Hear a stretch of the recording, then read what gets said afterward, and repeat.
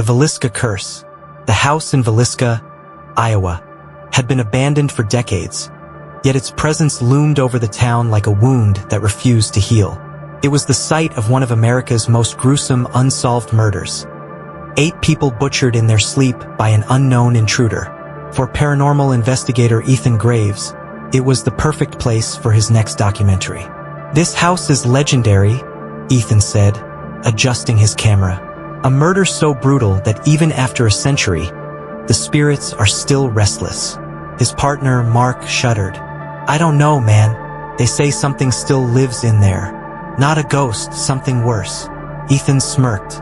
"Then let's meet it." As they crossed the threshold, the air inside turned thick, heavy with a scent like old blood and rotting wood. The floor groaned under their weight, as if the house was stirring from slumber. Then footsteps upstairs. Not echoes, not the house settling. Something was moving, and the door slammed shut behind them. The house felt wrong, not just eerie, alive. Ethan switched on his EVP recorder. "If anyone is here, make yourself known." Silence. Then, a faint voice crackled through the static. "You shouldn't be here." Mark's grip tightened on his flashlight. "Let's go. Now." Ethan shook his head. "No way. This is exactly what we want." They climbed the stairs, each step groaning under them. A cold draft slithered down the hallway. The master bedroom door stood ajar. Inside, the air was thick with the scent of mildew and something metallic. The bed was still there, ancient and sagging, as if waiting for someone to return. Then a whisper, not from the recorder, from the corner of the room. A child's voice, soft, pleading. "He's still here." Ethan's breath hitched. He turned the camera toward the corner, empty. Then his eyes flicked to the mirror, and in its reflection he saw someone standing behind them. The cameras flickered, the room shifted, and suddenly, Ethan wasn't in the abandoned house anymore. The wallpaper was new, the furniture untouched. The house was as it had been in 1912. He saw them, the Moore family, alive, sleeping peacefully in their beds. Then movement, a figure in the shadows. It wasn't human. It was tall, its form shifting unnaturally. In its grip, an axe, gleaming in the dim light. And then it struck. One swing, a sickening crack. The sheets darkened with blood. The sound of a child whimpering before. Another swing. And then, slowly, the figure turned toward Ethan. It knew he was watching, and it smiled. Ethan gasped, stumbling backward. He was back in the present. The room was old and decayed once more, but something had changed. The air hummed with energy. The house was no longer just haunted, it was awake. Footsteps thudded from the hallway, slow, deliberate. Mark's voice trembled. "It's coming." The shadow figure emerged from the doorway. It had no face, just darkness where features should be. But it knew them, and it was hungry. The house shook as the figure lunged. Ethan grabbed Mark, yanking him toward the stairs. The walls groaned, the air thick with whispers. "Stay, stay, stay." They crashed through the front door, tumbling onto the lawn. The house fell silent behind them, but as Ethan looked back, he saw it, a single bloody handprint on the window, and beyond it, the shadow man watching. Ethan posted the footage. It went viral. But then, at night, he began hearing footsteps in his apartment. Slow, heavy, coming closer. And one night, as he turned in bed, he saw the shadow standing over him, and it raised the axe. Ethan shot up in bed, his heart hammering. The room was dark, but the shadow was there, a looming figure at the foot of his bed. He reached for his phone, the screen's glow cutting through the darkness. As soon as the light touched the figure, it vanished. Silence. Then, from the hallway, thump, thump, thump. The heavy footsteps hadn't stopped. They were circling his apartment. Ethan's breath came in ragged gasps. He forced himself to stand, gripping his camera like a weapon. It was just a haunting. He'd documented these things before. He just needed to... what? Cleanse the place? Apologize? Burn it down? Then, a knock at the door. Slow, rhythmic.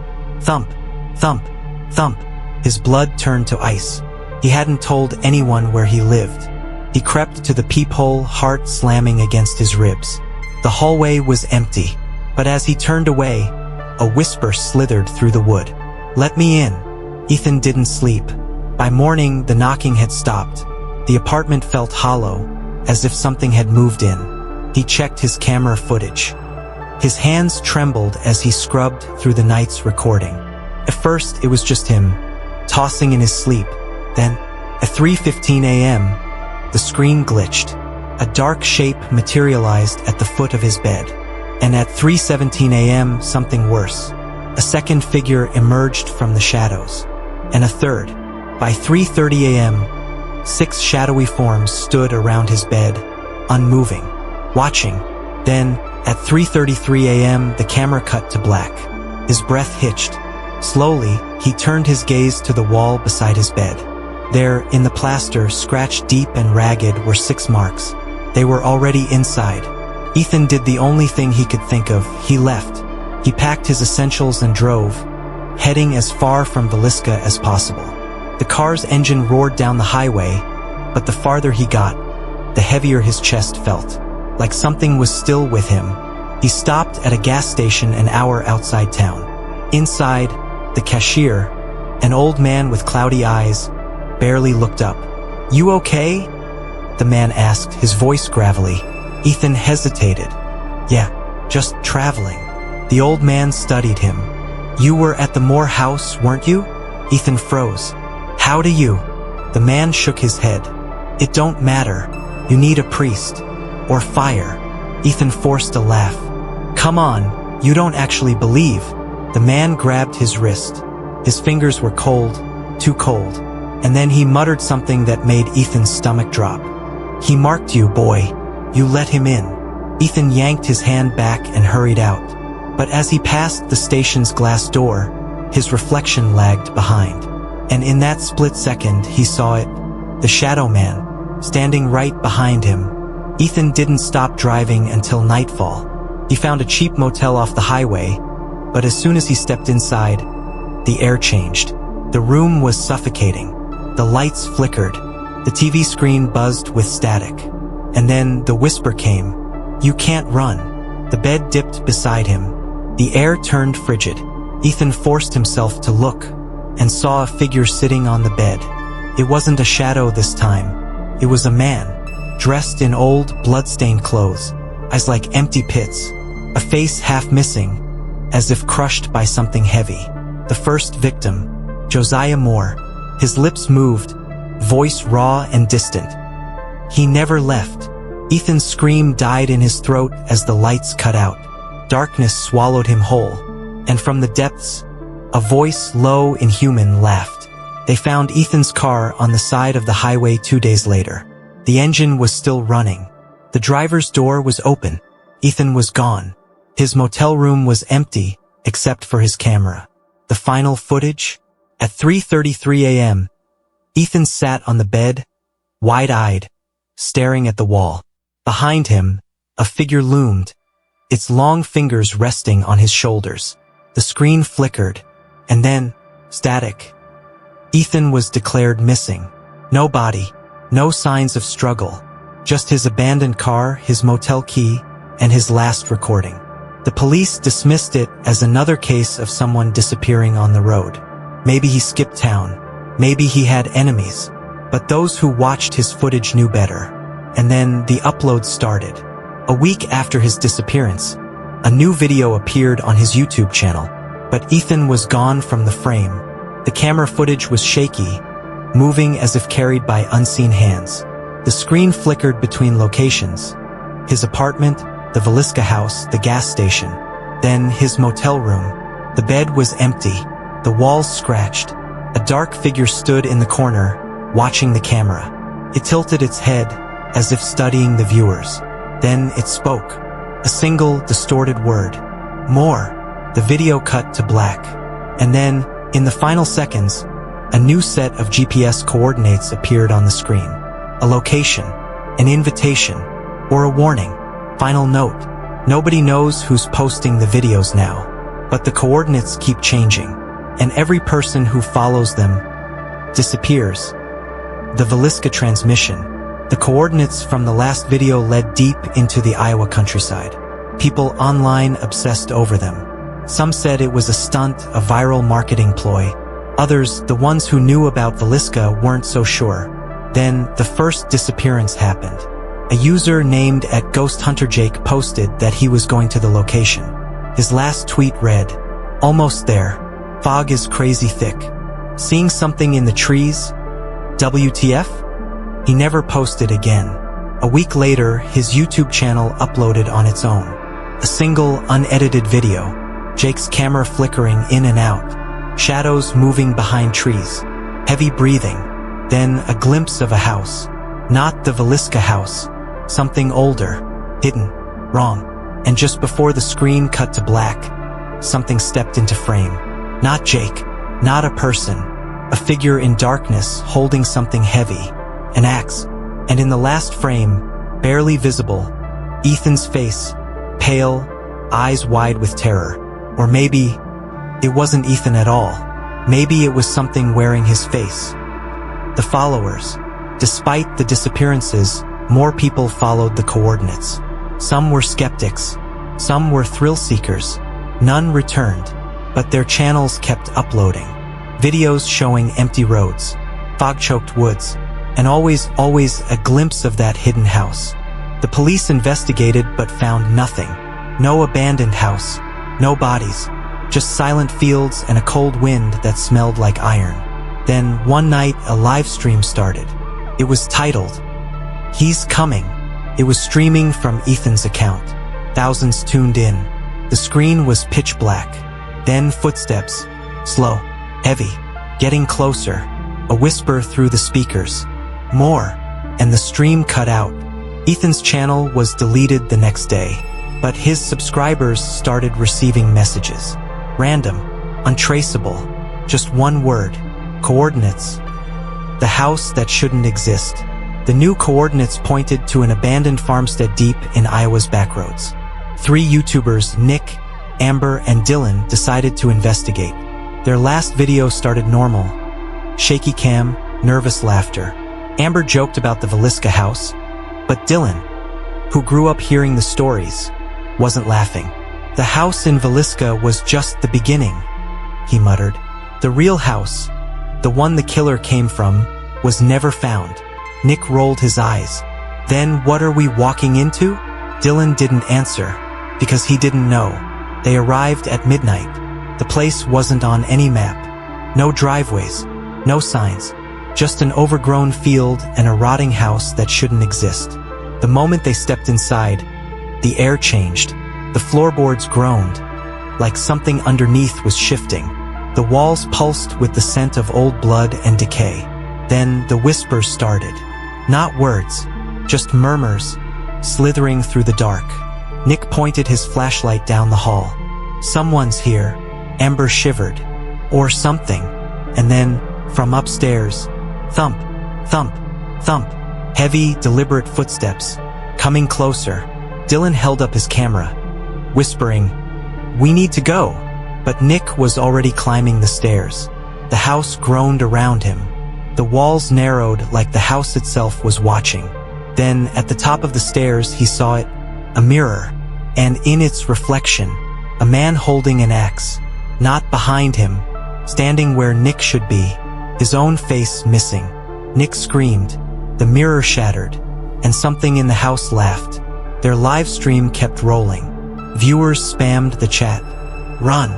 Who is that behind you? Why isn't Nick moving?" But Nick wasn't there anymore. Only his camera remained, still streaming, lying on the floor. Amber and Dylan bolted for the door, but it was gone. The hallway stretched too far, the house shifting, trapping them inside. Then, the air went still. A single whisper, curling through the dark. More. The last thing the viewers saw, a shadow stepping into frame, an axe gleaming in the dim light. Then, static. The farmhouse was gone by morning. No ruins, no blood, no sign that Nick, Amber, or Dylan had ever been there. But their video kept re-uploading itself. Different usernames, different accounts, No one could delete it, and every time someone watched, they received a message in their inbox. A new set of coordinates, a new house, a new victim, and the whisper always the same: more, the algorithm of the dead. The cursed video spread like wildfire. YouTube moderators deleted it. Hackers tried to trace it, but it kept returning. People reported strange things after watching it. Their cameras turned on by themselves. Their mirrors showed things that weren't there. They woke up at 3:33 a.m. to footsteps in their rooms. Then users started disappearing. At first, it was just the ones who searched for the coordinates. Then it was people who commented. And finally, people who just watched. Reddit exploded with conspiracy theories. Someone noticed a pattern. Every 3 days, another YouTuber vanished. Their channels stayed active, but they weren't them anymore. New videos kept uploading. Same format, same whisper at the end. More coordinates, more missing people. The police dismissed it as a hoax, until a detective named Ellie Carter started investigating, and found something horrifying. Every IP address uploading the cursed videos, they belonged to missing people. People who had vanished years ago. Ellie followed the latest coordinates.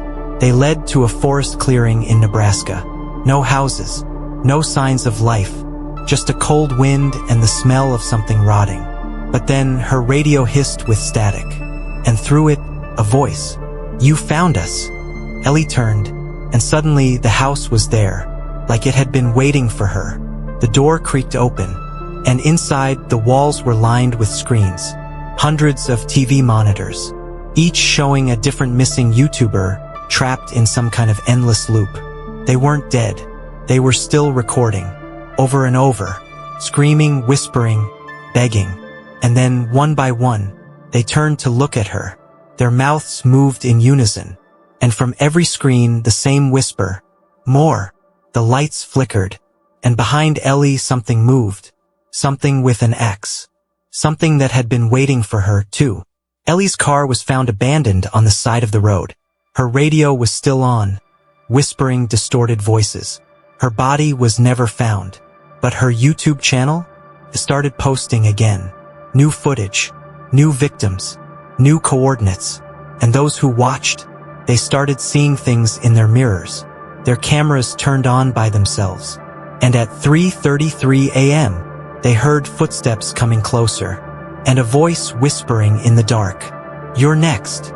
The algorithm of the dead. The cursed video spread like wildfire. YouTube moderators deleted it. Hackers tried to trace it, but it kept returning. People reported strange things after watching it. Their cameras turned on by themselves. Their mirrors showed things that weren't there.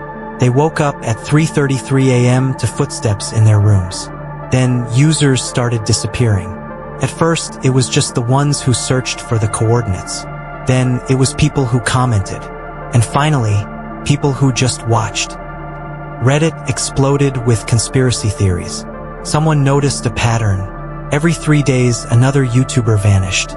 Their channels stayed active, but they weren't them anymore. New videos kept uploading. Same format, same whisper at the end. More coordinates, more missing people. The police dismissed it as a hoax, until a detective named Ellie Carter started investigating, and found something horrifying. Every IP address uploading the cursed videos, they belonged to missing people. People who had vanished years ago. Ellie followed the latest coordinates.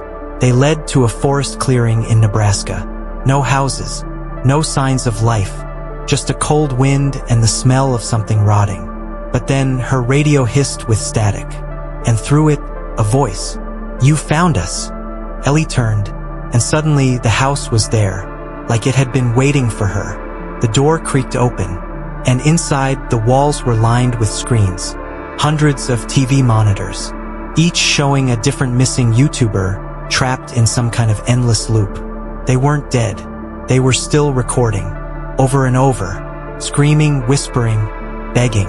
And then, one by one, they turned to look at her. Their mouths moved in unison, and from every screen the same whisper, "more." The lights flickered, and behind Ellie something moved. Something with an X. Something that had been waiting for her, too. Ellie's car was found abandoned on the side of the road. Her radio was still on, whispering distorted voices. Her body was never found, but her YouTube channel started posting again. New footage, new victims, new coordinates, and those who watched, they started seeing things in their mirrors.